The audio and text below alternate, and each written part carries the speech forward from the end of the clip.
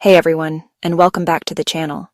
I hope you're all doing well and ready for another deep dive into the fascinating world of whiskey.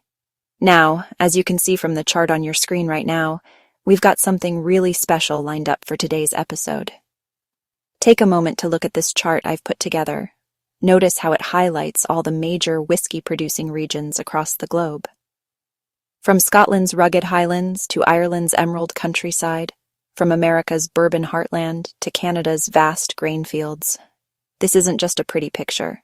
It's a roadmap to understanding one of the most important factors in whiskey production. Now, before we dive into each of these regions, I want you to think about something for a moment. Imagine you're holding 2 glasses of whiskey, one crafted in the rolling hills of Scotland and another distilled in the heart of Kentucky. They might look similar in your glass, but here's what's truly remarkable, and what this chart is going to help us explore. These 2 spirits are as different as night and day. What if I told you that where a whiskey is made doesn't just influence its character, it completely transforms it? The climate where the barrels age, the water flowing through ancient rock formations, the grains grown in local soil, even the traditions passed down through generations of master distillers, all of these elements combine to create the regional differences you see mapped out here. From the peaty, smoky depths of an Islay Scotch to the sweet, vanilla notes of a Tennessee whiskey, the differences are as vast as the oceans separating these regions on our chart. Today, we're taking a journey around the world to explore these incredible regional whiskey differences, so let's dive in. First stop, the United States. When you think American whiskey, 2 names come to mind: Bourbon and Tennessee whiskey. Bourbon must be made in the U.S. from at least 51% corn and aged in new charred oak barrels. This new wood gives bourbon its signature sweet, rich flavor. Notes of vanilla, caramel, and spice. 95% of the world's bourbon is produced in Kentucky, and if you're wondering if there's something in the water, there is. On its way to becoming bourbon, Kentucky's water flows through limestone reserves, the same mineral said to make the horses grow stronger. The hot Kentucky climate makes the wood interaction happen much faster.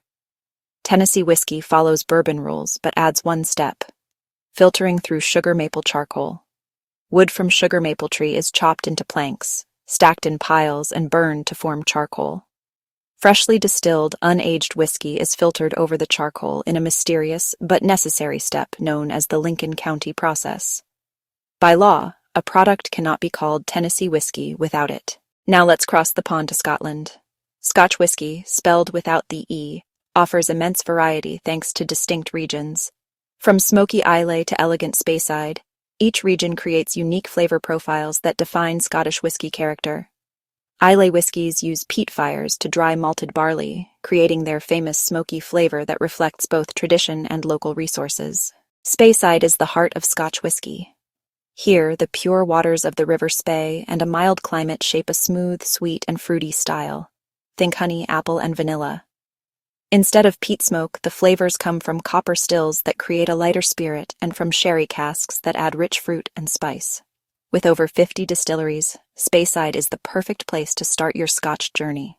Speyside whiskies are sweet, light, and fruity, like honey, apple, and vanilla. Highland whiskies, by contrast, are bolder and more diverse. Mountain water adds freshness, peat brings gentle smoke, and copper stills shape the spirit. Tall stills make it lighter, short stills make it richer. Aging in bourbon and sherry casks adds honey, spice, and dried fruit, with coastal distilleries picking up sea salt. Where Speyside is consistent and approachable, Highland is rugged, varied, and full of surprises. The lowlands cover the southern part of Scotland, below Glasgow and Edinburgh. Lowland whiskies are some of the lightest and most delicate in Scotland. Unlike smoky Islay malts or bold Highland drams, they're often described as grassy, floral, and citrusy. But where does that grassy taste come from? First, the lowlands have soft water and fertile farmland, giving a gentler spirit. Second, most distilleries don't use peat, so the natural malt and fresh-cut grass notes shine through. Some lowland whiskies, like Auchentoshan, are triple distilled. That extra distillation makes the whiskey lighter, cleaner, and more delicate. The result is a Scotch that feels fresh, grassy, and approachable, perfect as a gateway into the world of whiskey. Now let's talk about Irish whiskey. Scotland and Ireland sit side by side, but their whiskies couldn't be more different. Scotch is usually bold and complex, while Irish whiskey is known for being smooth and easy to drink. One reason is the grain. Scotch is often 100% malted barley, while Irish whiskey mixes malted and unmalted barley, giving it a creamy, spicy edge. Another is distillation. Scotch is usually double distilled, making it heavier and richer, while Irish whiskey is often triple distilled, giving a lighter, cleaner taste. Then there's peat.